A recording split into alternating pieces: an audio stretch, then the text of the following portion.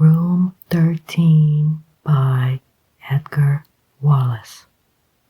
Chapter 31.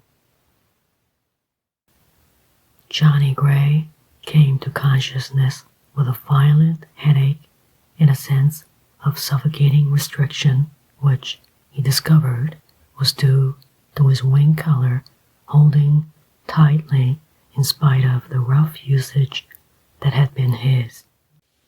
This fact would have been pleasing to Parker, but was intensely discomforting to the wearer, and in a minute he had stripped the offending collar from his throat and had risen unsteadily to his feet.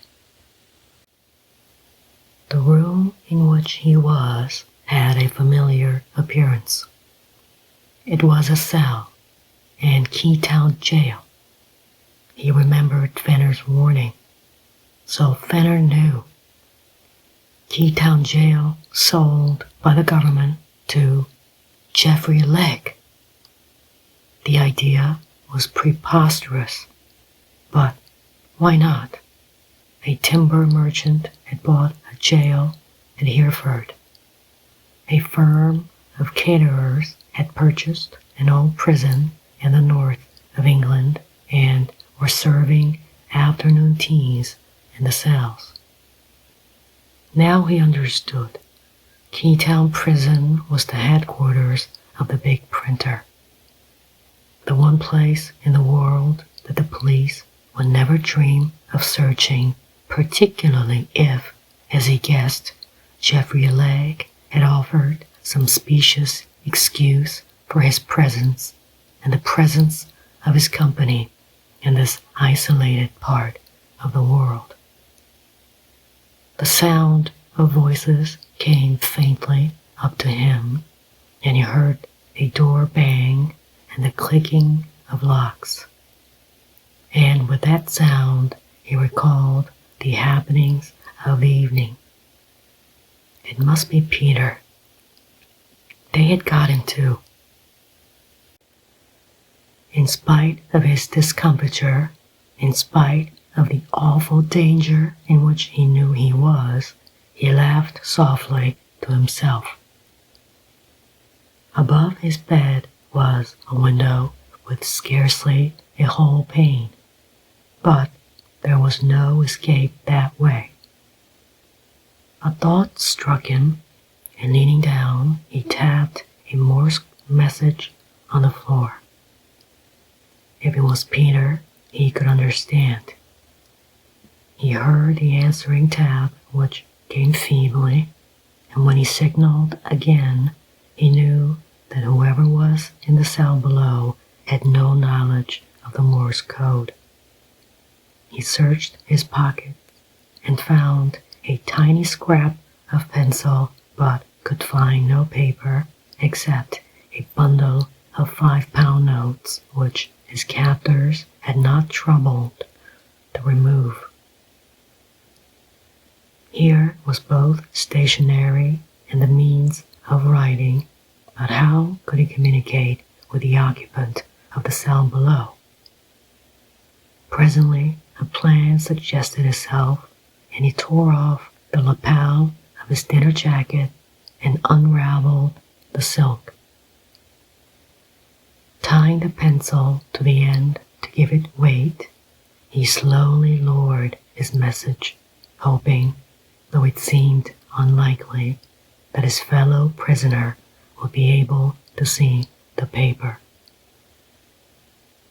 To his joy, he felt a tug, and when, a few minutes later, he carefully drew up the message, it was to find, written underneath his own, one which left him white and shaking. "Marnie here." He groaned aloud at the thought.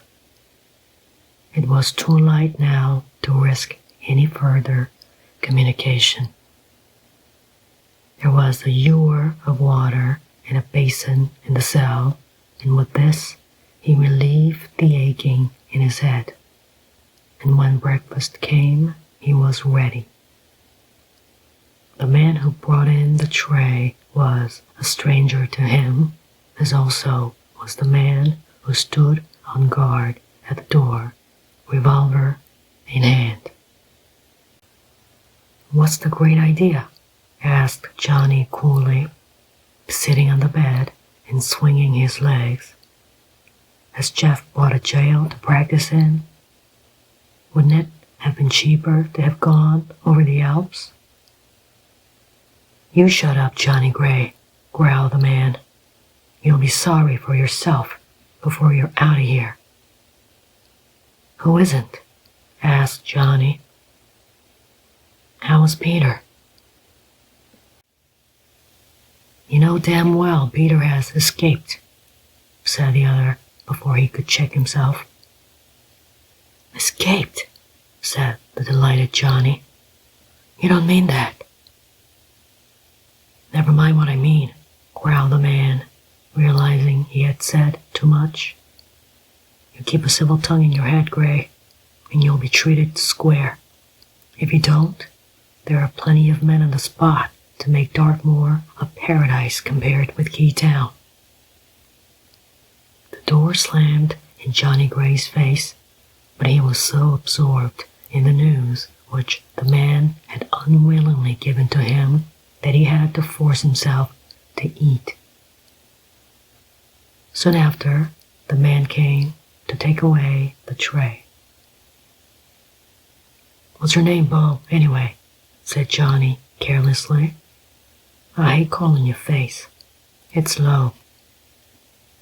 "Bill's my name," said the man, "and you needn't call me Bill either. You say sir to me." "Woof," said Johnny admiringly. "You're talking like a real screw." The door slammed in his face. He had further time to consider his plans. They had taken away his watch and chain, his gold cigarette case, and the small penknife he carried, but these losses did not worry him in the slightest.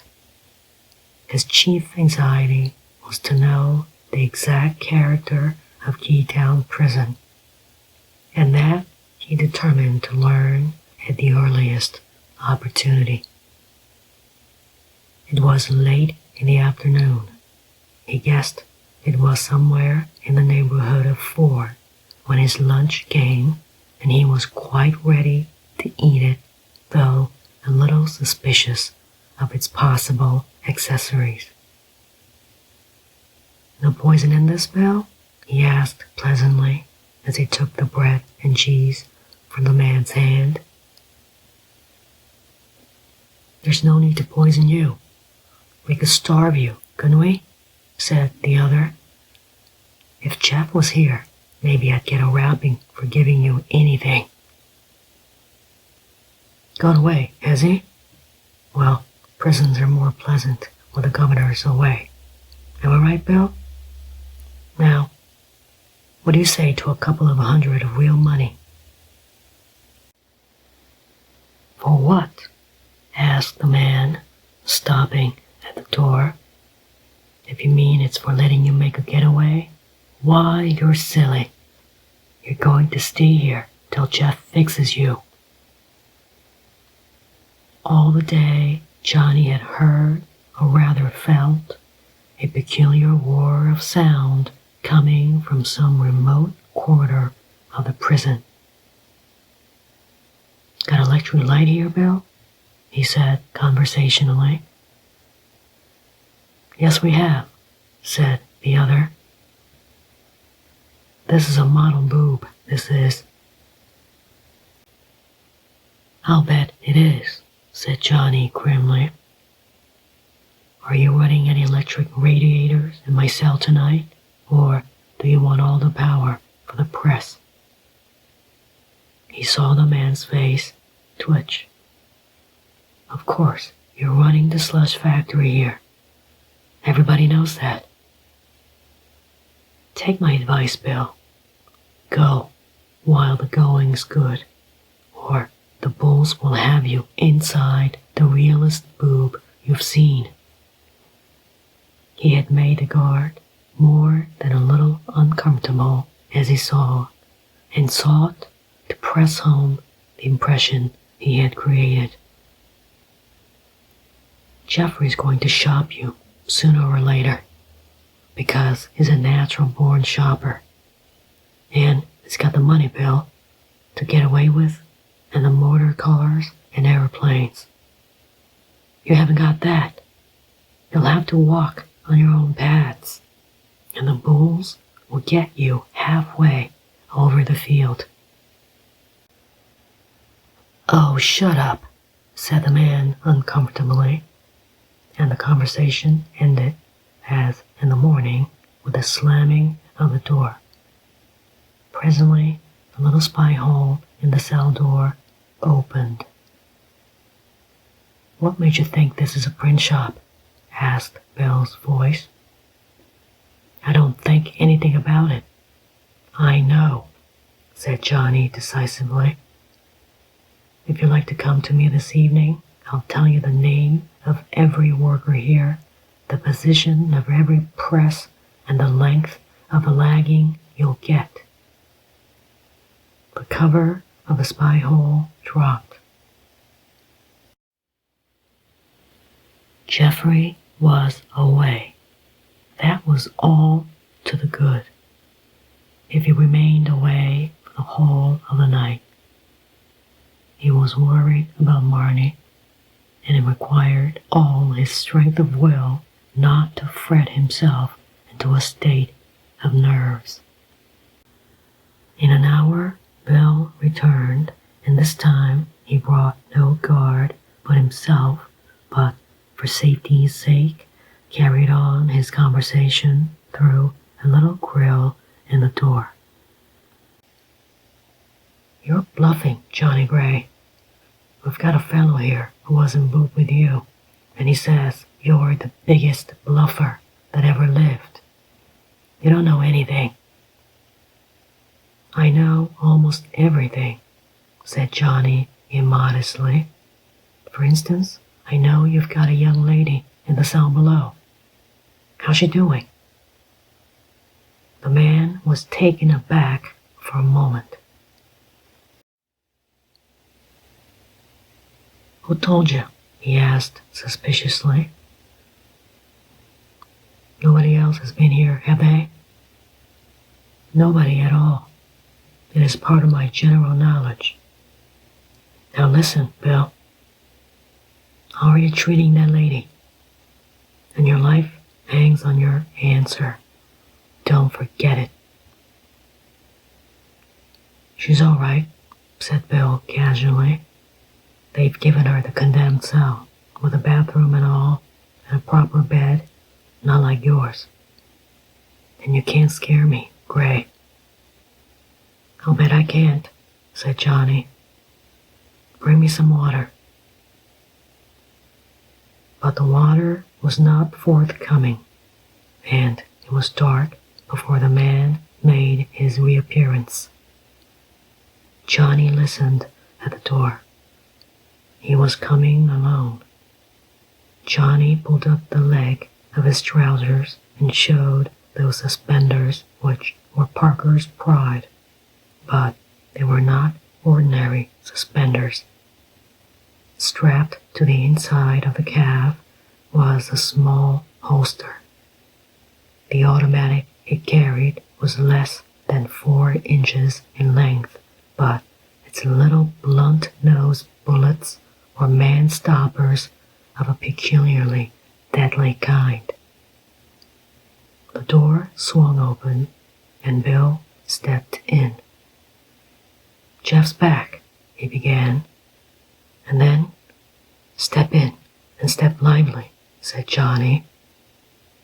His arm had shot out, and the pistol hand of the jailer was pinned to his side.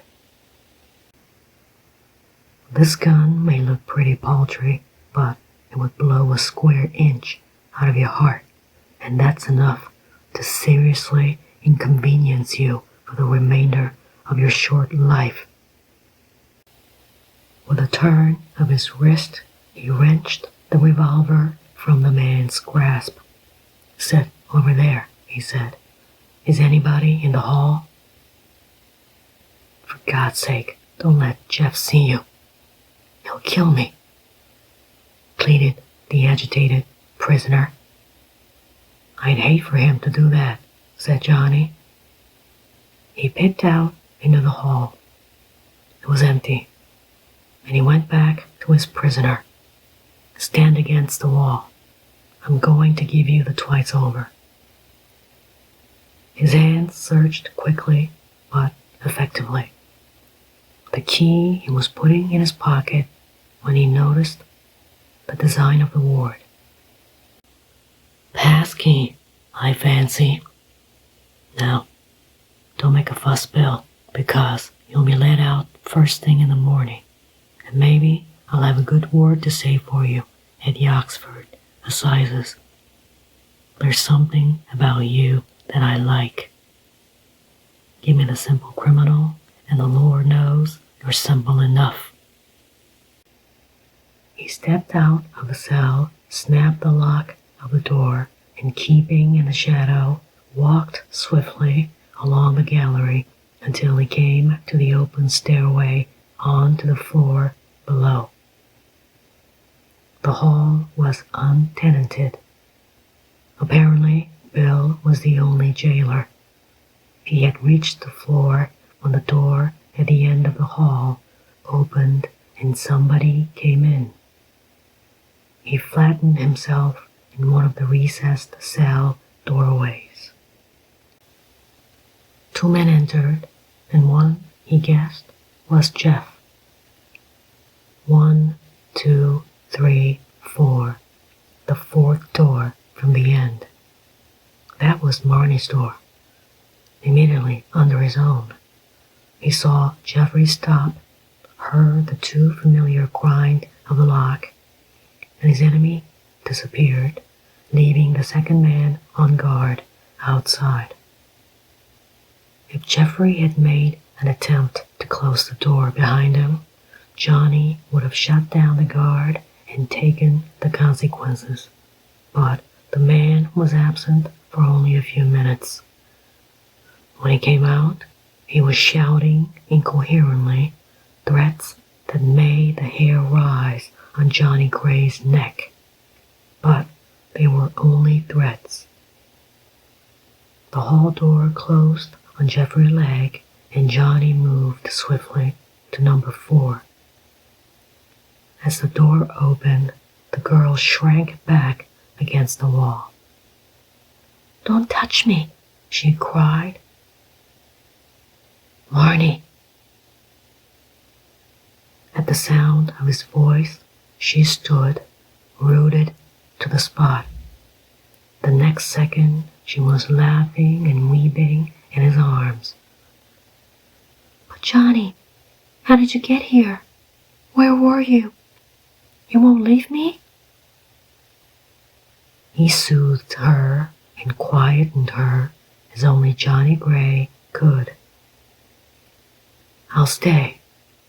I think this fellow will come back. If he does, he will wish he hadn't."